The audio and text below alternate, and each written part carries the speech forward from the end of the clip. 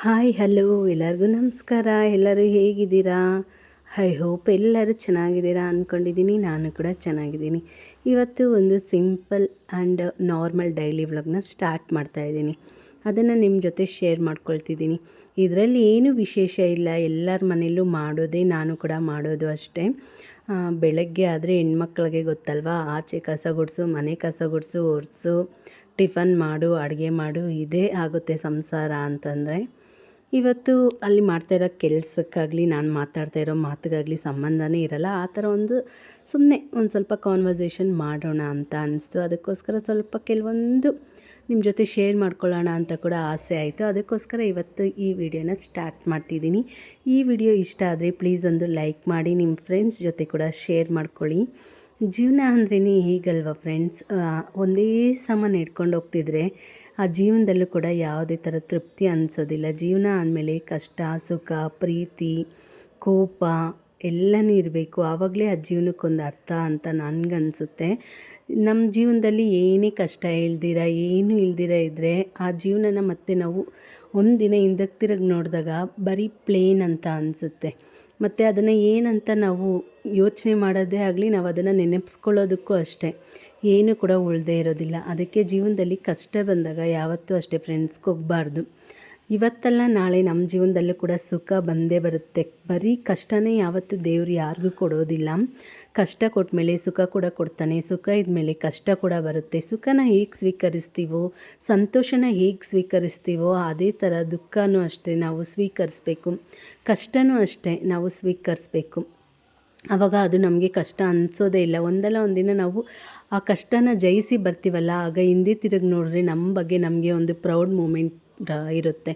ನಾವು ಅಷ್ಟು ಕಷ್ಟಪಟ್ಟು ಬಂದ್ವಲ್ಲ ಅಂತ ಆ ಖುಷಿಯಾಗುತ್ತಲ್ಲ, ಆ ಖುಷಿನೇ ಬೇರೆ ಫ್ರೆಂಡ್ಸ್. ಅದಕ್ಕೋಸ್ಕರ ಹೇಳ್ತಾ ಇದ್ದೀನಿ, ಯಾರು ಅಷ್ಟೇ ನಮಗೀಗಾಯಿತು ನಮಗಾಗಾಯಿತು ಅಂತ ಯಾರು ಕೂಡ ಕೊರಗಬೇಡಿ ಫ್ರೆಂಡ್ಸ್. ನಮ್ಮ ಕೈಯಲ್ಲಿ ಏನೂ ಇಲ್ವಲ್ಲ, ನಾವು ಯಾವುದೇ ಚೇಂಜ್ ಮಾಡೋದಕ್ಕೂ ಆಗೋದಿಲ್ಲ, ಯಾವುದನ್ನೇ ನಮ್ಗೆ ಹೇಗೆ ಬೇಕೋ ಹಾಗೆ ರೆಡಿ ಮಾಡ್ಕೊಳ್ಳೋದಕ್ಕೂ ಆಗೋದಿಲ್ಲ. ಇದೆಲ್ಲ ದೇವರು ಇಚ್ಛೆ.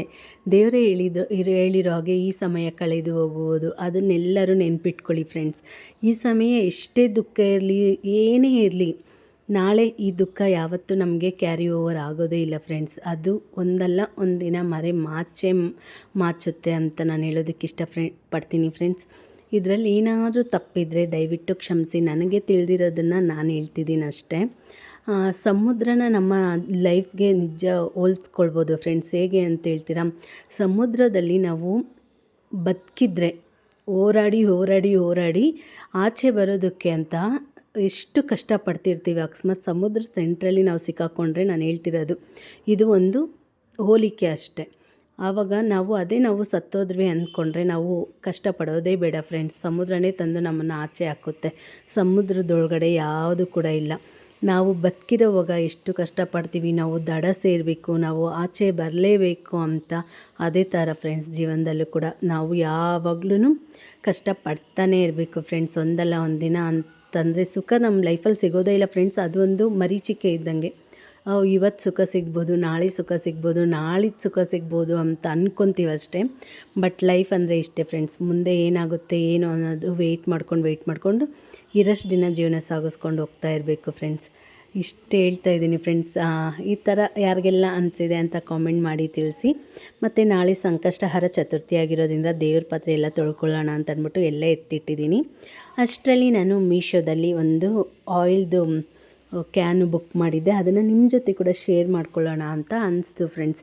ಅದಕ್ಕೋಸ್ಕರ ನಾನಿವತ್ತು ಈ ಕ್ಯಾನ್ನ ನಿಮಗೆ ತೋರಿಸ್ತಿದ್ದೀನಿ. ಈ ಬಾಟಲ್ ತುಂಬಾ ಯೂಸ್ಫುಲ್ ಆಗುತ್ತೆ ಫ್ರೆಂಡ್ಸ್. ಈಗ ನಾವು ದೋಸೆ ಆಗಲಿ ಚಪಾತಿ ಆಗಲಿ ಮಾಡುವಾಗ ಒಂದು ಬೌಲ್ ಇಟ್ಕೊತೀವಿ, ಆ ಬೌಲ್ಗೊಂದು ಸ್ಪೂನ್ ಹಾಕ್ಕೊಳ್ತೀವಿ ಎಣ್ಣೆ ಹಾಕೋದಕ್ಕೆ. ಅದೆಲ್ಲ ವೇಸ್ಟ್ ಅಲ್ಲವ ಫ್ರೆಂಡ್ಸ್.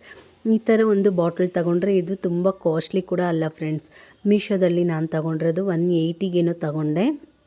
ಬೇಕಿದ್ದರೆ ಲಿಂಕ್ನ ಡಿಸ್ಕ್ರಿಪ್ಷನಲ್ಲಿ ಹಾಕ್ತೀನಿ. ನೀವು ಯಾರಾದರೂ ಬೇಕಿದ್ದರೆ ಬೈ ಮಾಡ್ಬೋದು ಫ್ರೆಂಡ್ಸ್. ಒಂದು ಬಟ್ಲು ಇಟ್ಕೊಂಡು ಸ್ಪೂನ್ ಇಟ್ಕೊಂಡು ಅದನ್ನು ಎಣ್ಣೆ ಹಾಕೋದಕ್ಕಿಂತ ನೋಡಿ ಈ ಥರ ಹಾಕ್ಕೊಂಡ್ರೆ ಅದು ಹಿಂಗೆ ಸ್ಪ್ರೇ ಮಾಡಿದ ತಕ್ಷಣ ಆಯಿಲು ಎಲ್ಲ ಕಡೆ ಕೂಡ ಸ್ಪ್ರೆಡ್ ಆಗುತ್ತೆ ಫ್ರೆಂಡ್ಸ್. ಅದಕ್ಕೋಸ್ಕರ ನನಗಿದು ತುಂಬಾ ಇಷ್ಟ ಆಯಿತು. ಫಸ್ಟು 2 ಬಾಟ್ಲನ್ನ ಬುಕ್ ಮಾಡಿದ್ದೆ. ಅದು ಕಾರಣಾಂತರಗಳಿಂದ ಒಡೆದೋಯ್ತು, ನನಗೆ ಯೂಸ್ ಮಾಡೋದಕ್ಕಾಗಲಿಲ್ವೋ. ಅಥವಾ ಕೈ ಜಾರಿ ಗ್ಲಾಸ್ ಅಲ್ವಾ ಫ್ರೆಂಡ್ಸ್ ಒಡೆದೋಯ್ತು. ಅದಕ್ಕೆ ಇದು 3ನೇ ಬಾಟಲ್ನ ತರಿಸ್ಕೊಂಡಿದ್ದೀನಿ.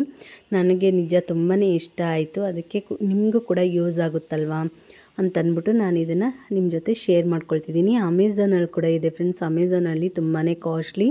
ಫಸ್ಟು ನಾನು ಅಮೆಝಾನಲ್ಲಿ ಬುಕ್ ಮಾಡ್ಕೊಂಡಿದ್ದೆ, ಅದು ಕೂಡ ಒಡೆದೋಯ್ತು ಫ್ರೆಂಡ್ಸ್. ಅದಕ್ಕೆ ಮೀಶೋದಲ್ಲೇ ಬುಕ್ ಮಾಡ್ಕೊಂಡಿದ್ದೀನಿ.